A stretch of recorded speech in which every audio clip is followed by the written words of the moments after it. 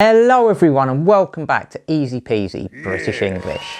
I'm Craig and today we're going to have another episode on phrasal verbs. So, Giffy, without further ado, could you please bring up the whiteboard? Number one is bring in, and it means move something inside. Number two is carry on, and it means continue. Number three is clean up, and it means to tidy an area. And number four is hold on, and that means to wait. And now me and Giffy are going to use them all in an example conversation. Giffy, could you bring in the coat from the car, please? Hold on, I'm busy at the moment. Okay, no worries. You carry on. I'll go and get it.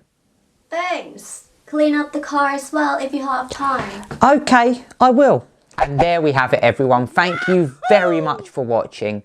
Please, if you haven't before, please like, share or comment on this video. Please subscribe to our channel and click the notification bell for updates for every time we upload. Also, we have a Facebook, a Twitter and an Instagram page where we upload daily. So as always, from me and the pig,